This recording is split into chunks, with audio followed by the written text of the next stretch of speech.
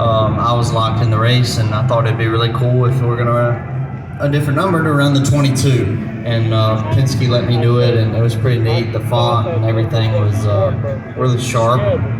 Felt like the car looked really, really good. I wish we could have got a little bit better result. We had a decent run last night. We ended up 12th, but we were running up front late. The car just got too loose on me and lost the handling of it. But yeah, it was a decent day for us, and I felt like the fans and the family all enjoyed seeing the car. So the paint scheme of that 22 car mirrored what your dad drove to the 2002 Daytona 500 Championship, his dad, Ward Burton. And, you know, it had the same yellow and black. It was a Caterpillar colors then, wasn't your sponsor yesterday, but that had to be pretty meaningful for you to be able to drive that iconic car in your family history. For sure. You know, Perrier tank lines and state water heaters allowed that to happen. Obviously, that's not their colors. Closer to Perrier than state. But pretty neat that we were able to do that.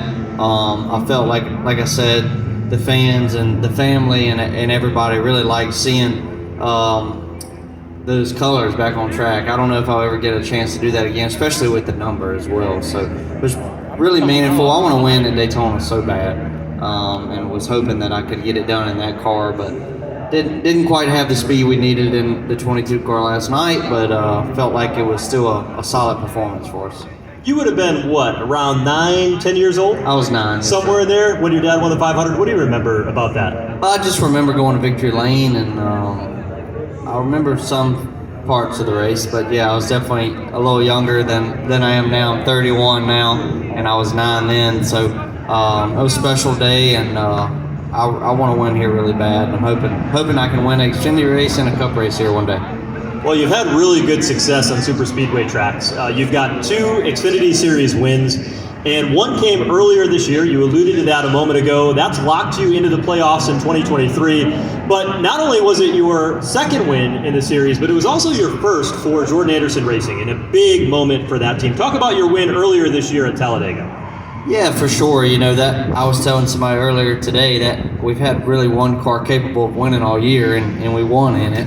We're trying to make our small team better, but it was a really big win for the organization. And you know, I was pretty disappointed last night. I felt like, you know, that at Talladega we had a really good car to win, and last night we didn't have the speed that we needed like that. I couldn't control the race. I couldn't do the things that I could at Talladega. Daytona and Talladega are a lot different, just the way the tracks are. So I think we need to do a little bit more homework for when we come back here in February. But yeah, it was a big day for us, big for my career. Definitely all my partners needed it. We're locked in the playoffs. We got some good things working to try to get more speed in our cars so we can make a good playoff run. I'm hoping that first race at Bristol will go well for us.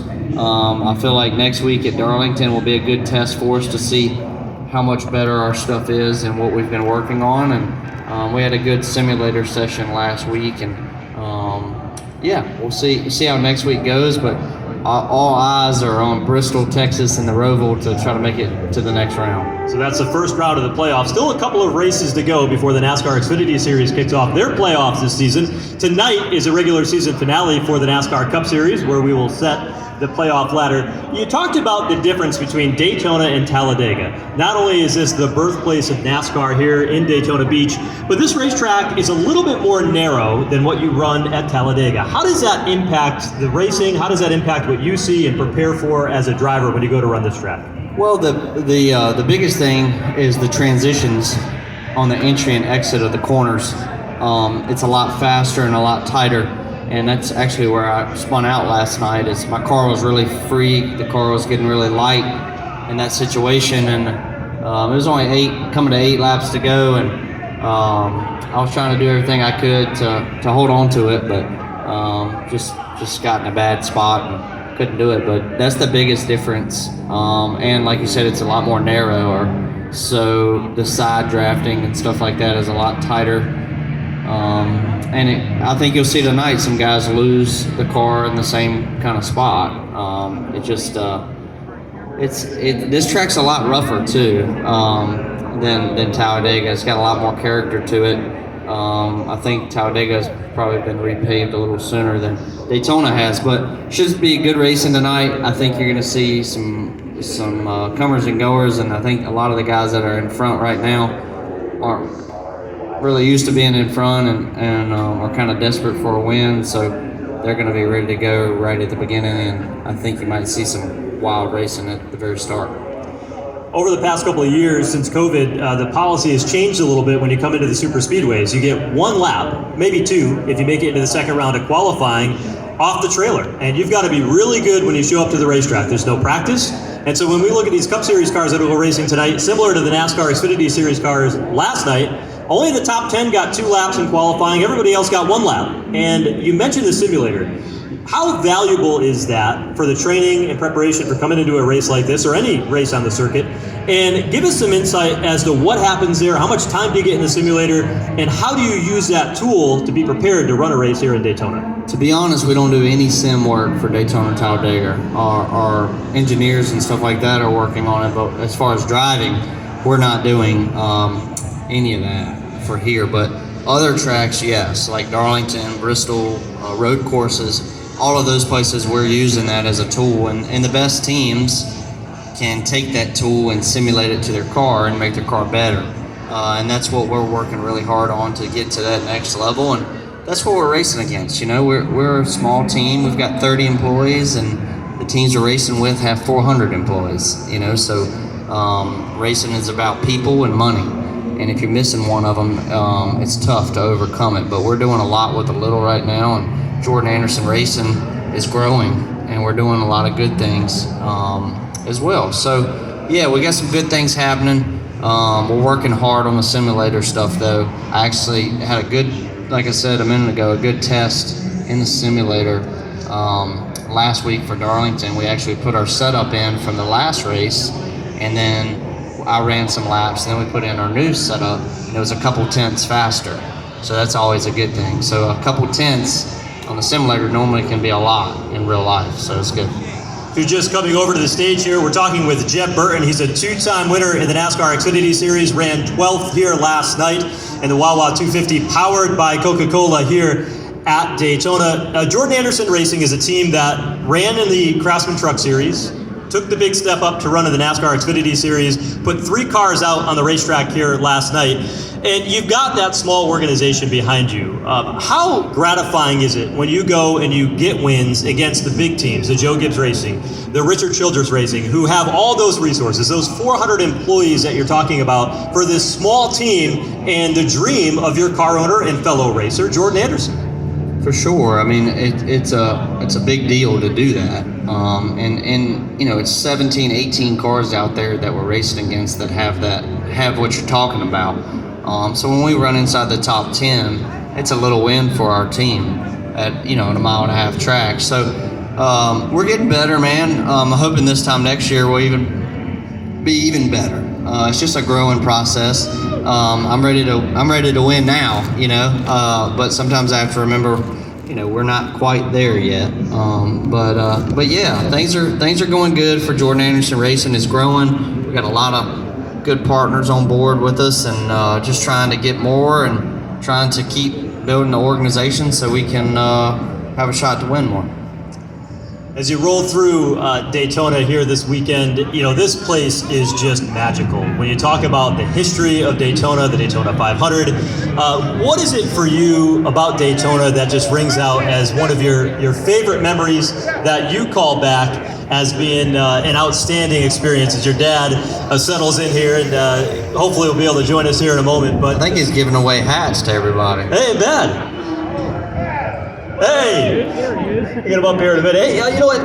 Tell me about your TV show. You're an avid sportsman. You got a lot going on away from the racetrack. What are you doing when you're not holding the steering wheel? Yeah, I'm sorry, I'm a little distracted about what's going on out there. Yeah, we have a hunting show called Crossroads with the Burtons. It's on the Sportsman Channel. You can see the guy in the blue polo out there. His name's Jake Allen. He's like the super fan. Yeah. But no, we have cool hunting show on a Sportsman channel. It airs Tuesdays, Wednesdays, and Thursdays. Pretty neat behind the scenes stuff. What's going on in Dad's life and my life. A little bit of hunting and fishing and racing. So it's been a lot of fun to do that with Dad and grow that. And yeah, it looks like he's coming up here to join us now. That's good. We got a few minutes here before Nico Moon will join us here on the stage in Daytona. That's coming up momentarily, but Ward Burton in the house. Join us up here on stage for a couple of minutes. And you were out on Lake Lloyd. Did you get involved with some action out on Lake Lloyd earlier this weekend with a little fishing? Yeah, I went out there with Barstow Outdoors, so it was a lot of fun for them to invite me out there. Yeah, so we didn't catch any fish. It was too hot, but enjoyed being out there. It was actually my first time being on Lake Lloyd. Had some fun with it. Ward Burton making his way up. What's your next hunt schedule? You got a hunt scheduled for the off season? Actually, I'm going on an elk hunt in September on our off week. So looking forward to that. And Dad's actually going on a mule deer hunt in a couple weeks with his bow. So. Right before you get rolling in the playoffs. It'll be actually in the middle of the playoffs. Middle of Texas, yeah. There you go. Yeah, that's awesome. Where's our guest? There he is. Race fans, make some noise. 2002 Daytona 500 champion, Ward Burton. Welcome to Daytona, Ward. Great to have you back. We were just talking to Jeb a little bit about that 22 car last night and how cool it was to see a car that you raced similar to the Daytona 500 victory some 20 years ago out on track again. Yeah, really nice for Jeb to honor me and Bill Davis Racing, and the crew was led by Tommy Baldwin. Tommy's dealing with a little bit of health issues, so Jeb was thoughtful enough to put Tommy's name on the car too, and to all the guys that made it happen. We had some pretty solid runs down here with a team that wasn't one of the big ones, but we made the best of what we had. What's keeping you busy these days? It's great to have you here, but what's going on since you've stepped out of the drive? Well, this weekend we're here to obviously support Jeb and his race team, and we've got a sweep tonight and yesterday. We've got a veteran group called Project Healing Waters. We've got 12 veterans. We did ride-alongs with them this morning. They just got to see the NBC studio and how they put on the show during the weekend. And tonight we're going to be entertaining at the suite and watching the race. Your Daytona 500 victory back in 2002 had one of the most memorable moments in NASCAR history. Not only your victory, but what happened on the back straightaway under a red flag. One of your guys you were racing against, Sterling Marlin, did something that we hadn't seen before. Well, I mean, really insightful if you think about it, because that was back when we raced back to the line. There was never the caution set the field, so we always raced back to the line. When him and the 24 got together right around the trial here, his right front tire was smoking really badly when we raced back to the start finish line, so there was no way that he could have continued running. So he got out under the red flag trying to fix it. Back then our cars were made of sheet metal and Bondo, so physically they're really a lot harder than they are the material today. So, but he tried. He didn't get away with it, but had he gotten away with it, he wouldn't have had to give up the lead. So pretty smart on Sterling's part. So on the back straightaway, red flag comes out. Sterling Marlin leading the race, gets out of his race car and tries to fix the fender to pull that tire rub out. You were right behind him. What was going through your mind as you saw that waning moments of the Daytona 500? What is this guy doing getting out of his race car? Well, y'all know it's not very orthodox to get out and work on your own car, right?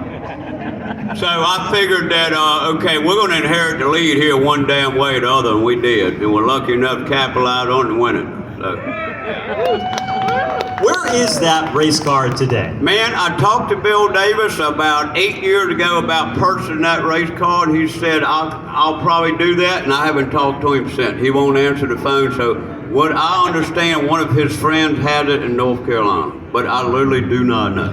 How about some of the other cars, either Jeb or Ward, that you have had throughout your career? Do you have some of the cars that maybe you started with early in your career, whether it's a late model stock or any of your Cup Series cars, Xfinity Series cars? We really don't have any cars, to be honest. You know, my Talladega car got the front clip knocked off of it last night coming to the finish line. Jordan was in that one, so we gotta fix that car. But no, we don't have any of our cars, unfortunately. I'd like to have some, but just hadn't been in a position to be able to have that. What's one that you would like to have if you could? Probably my first late model car, I think would be cool to have. You know, I think he would probably want one of his, you know, old Cup cars or something, but his old owner isn't the friendliest guy, so I don't think we'll be able to purchase one of those, unfortunately. So today, drivers start at 5, 6 years old, but Ward, you didn't get into racing behind the wheel until a little bit later in life. Well, what's your story there, and how did you make it from somebody who got a late start behind the wheel to somebody that won the Daytona 500? Well, back then, you know, we were lucky to make a living driving race cars, so I would say the majority of us didn't drive for a career till we were in our 30s or late 20s. So we wasn't brought up and all we did is work on race cars. We worked on race cars after our regular job that was paying the rent, the utility bills and your car bills and the grocery bill. And then we got to race, and then the phone rang and you got to race for a career. None of these kids have grown up that way. My son has been an exception. He hasn't had a silver platter, but a lot of them is they've never done anything but race. So it's just a different generation. It's just different, but the opportunity wasn't like it was then that is now. It's just different. Everything has changed, and technology has changed a lot of it. But I'm not being a judge or jury one way or the other, which is better or which is worse. But it's just culture just changed. Tonight, we've got a big race on the line, the regular season finale for the NASCAR Cup Series. From what you've seen here this weekend, what do you think we're going to anticipate tonight? Jeb, you already said you think it's going to be a pretty wild race, but Ward, do you have any thoughts on what we'll see tonight? They're going to be wrecks, and they're going to be some big ones. Everybody will be real calm the first half of the race. There may be a few mistakes, but like last night, when it comes down to it, I mean, it's just like the wreck that happened with the 19 and the 21 car last night. The 21 didn't mean to do it. The 19 didn't mean to be a part of it. If either one of them could do it different, they would, but you know what happened. And the same type of thing will happen tonight. All right, race fans, make some noise. Ward Burton, Jeb Burton here tonight, enjoying the race with you guys. Thank you, gentlemen. Stay with us. Nico Moon.